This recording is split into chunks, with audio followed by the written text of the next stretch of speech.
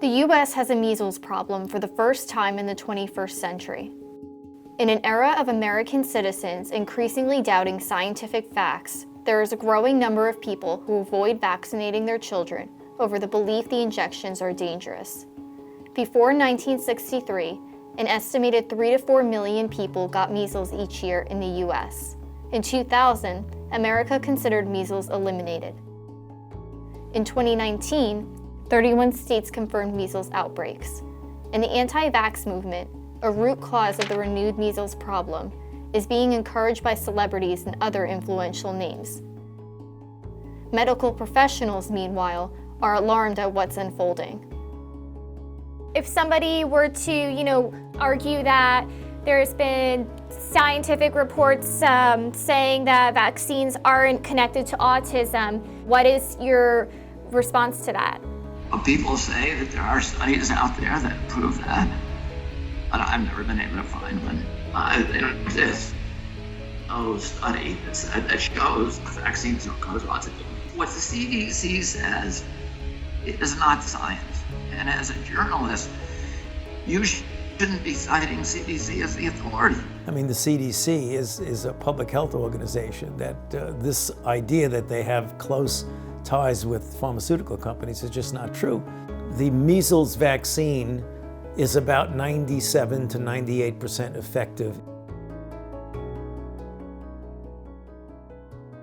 Measles is a contagious viral infection that can lead to a variety of symptoms, ranging from deafness to neurologic complications to even death. A week to 14 days after contracting the disease, symptoms like coughing and a fever will begin to show up, which is then followed by the measles rash. Scientists came up with the MMR vaccine in 1963 to intervene with this disease before someone could be infected. But this debate on whether to trust vaccines or not emerged in the past few decades, and it is costing American lives and American dollars. Preventing diseases is much more economical than treating them.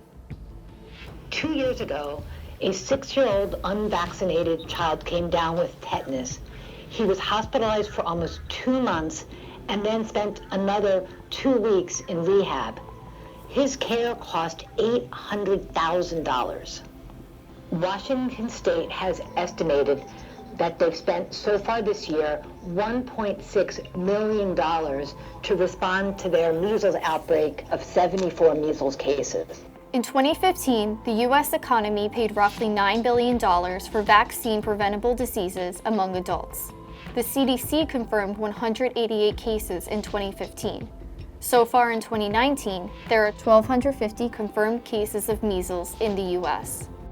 The U.S. measles outbreak has hit New York State the hardest, with more than 75% of the country's cases originating from Brooklyn's Williamsburg neighborhood in Rockland County.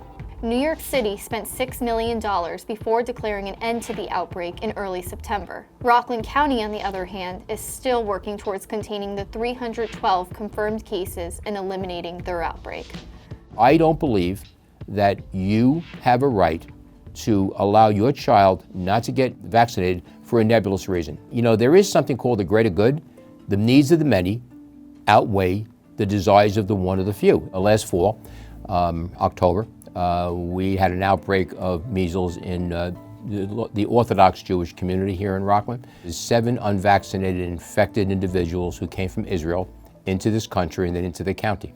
It was the holy season at the time of Yom Kippur, and they did what they normally would do during the holidays. They visited family and friends and traveled the county a bit. It is not a religious issue because there's no religious exemption in the Jewish faith. Facilities such as Refuah were leading the charge on getting immunizations for young people in that community. As the debate broke out, it wasn't so much people talking about the Orthodox being the problem. It was a battle between the average Rocklander and the anti-vaxxers. Measles is not the fever and the rash that it was like when I was a kid.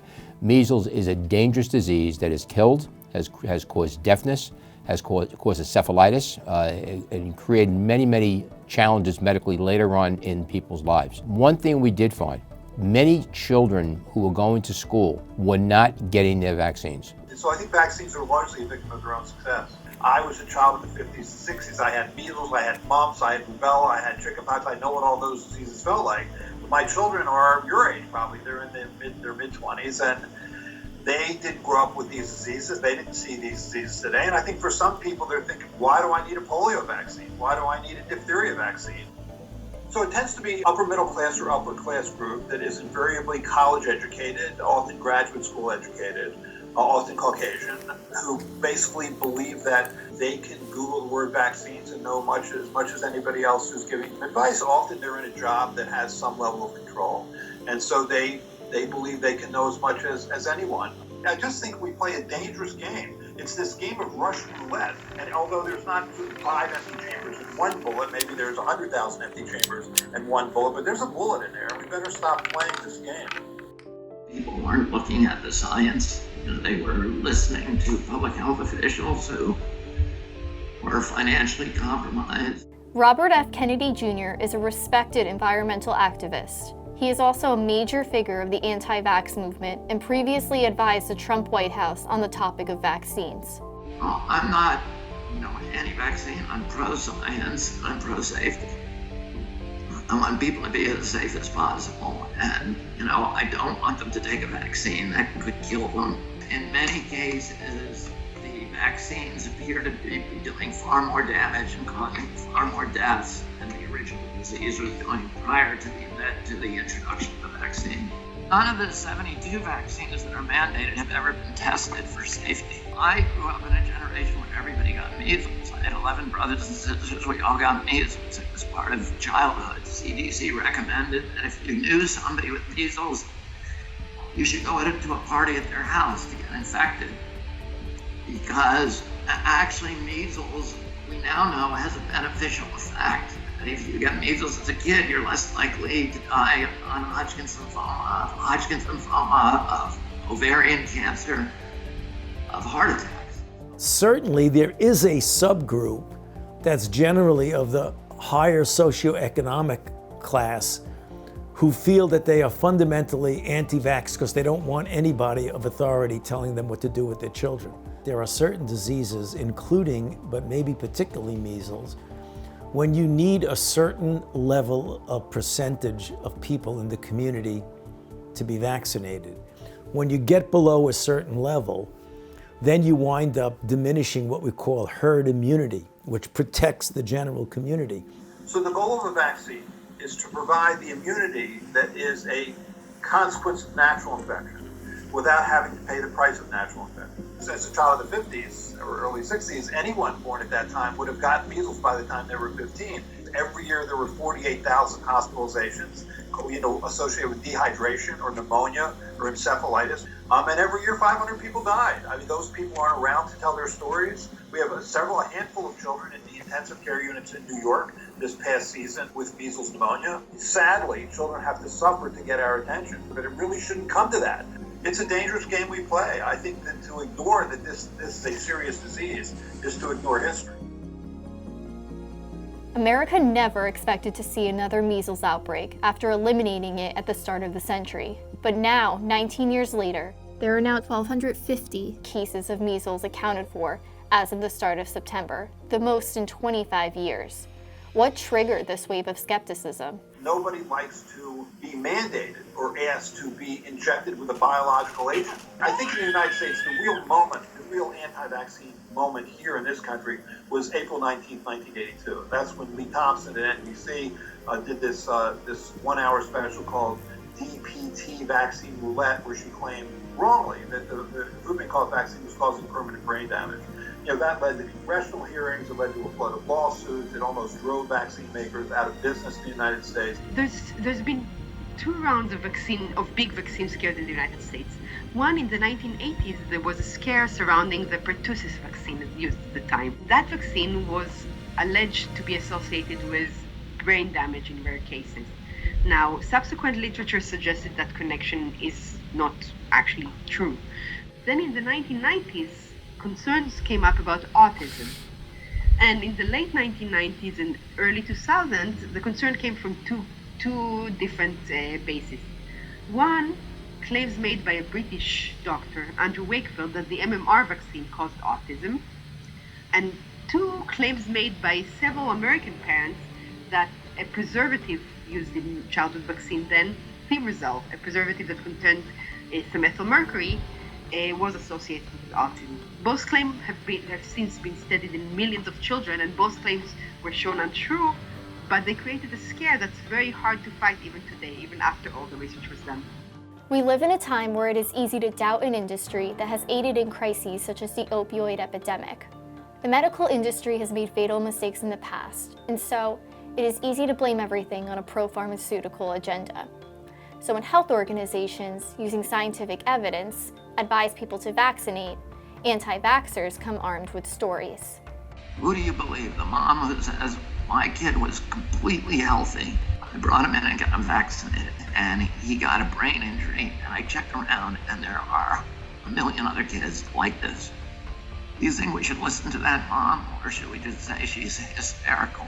Because that's what the industry wants you to say. She's just hysterical. Anti-vaxxers often use stories rather than statistics. Adrienne Campbell Holt directed Jonathan Spector's Eureka Day, a play that illustrates the divisiveness this topic can construct and how people from both aisles react to an outbreak. In this play, the personal story that a character references to sort of elicit compassion and understanding from a pro-vaxxer is very powerful, and I think the whole audience really considers that character's point of view, and there's an opening for kind of empathizing with an anti-vaxxer. I can empathize with the feeling that, like, we should not trust what this industry is telling us because they have this, history of bad acts. For me, it's just also this issue has been so widely studied that we can have some level of confidence. It's more than just about the sort of anti-vax versus pro-vax. I feel like this is in some ways like the question of our politics at the moment. Our world in the past couple of years has crossed into this place where it's harder to have that same kind of confidence that anything that sort of sparks of conspiracy must not be true. It's easier to see how one can make the leap to places that you might not go. So what are the side effects of vaccines? I mean, the real side effects of vaccines. Measles-containing vaccine can cause a lowering of the platelet count. Platelets are these small cells in the bloodstream that help the blood to clot. It's transient, and it doesn't cause permanent harm, but occasionally you see that 8 to 10, 14 days after someone gets a measles-containing vaccine. Gelatin is a stabilizer that's used in several vaccines, can cause an immediate type hypersensitivity reaction. It can be alleviated by treatment with epinephrine on the spot, but it can be fatal. And we haven't had fatalities from that in many years, as far as I know, but that's why you wait in the doctor's office for 15 minutes after you get a vaccine. I mean, anything that has a positive effect in medicine can have a negative effect. Vaccines are no different. But that's not what the anti-vaccine people talk about. They talk about how we've simply replaced infectious diseases with these chronic diseases that vaccines don't cause. I mean, obviously, only pharmaceutical companies have the resources and expertise to make a vaccine. They're the only ones who are going to be able to go through phase 1, phase 2, phase 3 testing, which, costs upwards of $1 billion to $1.5 billion per vaccine to then get it to market. But once it's on the market, it is then tested independently to see whether or not that vaccine causes any problems. I mean, if the pharmaceutical companies want to lie, they're going to be found out. If a vaccine causes a side effect, it'll be found to cause a side effect. So this whole sort of big pharma conspiracy argument is just what it sounds like, the conspiracy theory argument. I think social media certainly plays a role in the dissemination of important, correct information, but unfortunately in the dissemination of incorrect information. So there's a plus and a minus to the ready availability of information flow. But once something that's incorrect gets into the social media and then goes viral, a certain percentage of people who read it are going to believe it, even though it's blatantly incorrect. Sometimes people don't get vaccinated, not that they have anything against vaccines. They're just in an economic or social situation where they don't have access to health care until later on. Perhaps a child will be vulnerable until they go to school, when they find out they really have to get vaccinated, as opposed to vaccinating the child at the time when they're a young child, an infant, where you get your series of vaccinations within the first couple of years. If you don't have access to a good health system, you're not going to get vaccinated. With the largest outbreak of measles since its return after being eliminated, Does government have a responsibility to mandate people to get vaccinated for the greater good? Traditionally, this has been a state issue, and states have the advantage of being able to tailor the mandate to what the state's needs. The different states might have different needs in terms of which diseases should be included. Before you mandate vaccine, you need to solve access problems. You have to make sure that people can get the vaccine, because it's unfair to mandate without providing access. The federal government can do other things. For example, it can provide more money for education about vaccines. It can provide better support for vaccine clinics and other access provisions. It can provide money for research on vaccine hesitancy to allow us to better develop ways to handle it. Well, I think we need to just keep getting correct information out with public service announcements, getting the data out so that people can make their own decisions based on correct scientific information, as opposed to social media type of misinformation.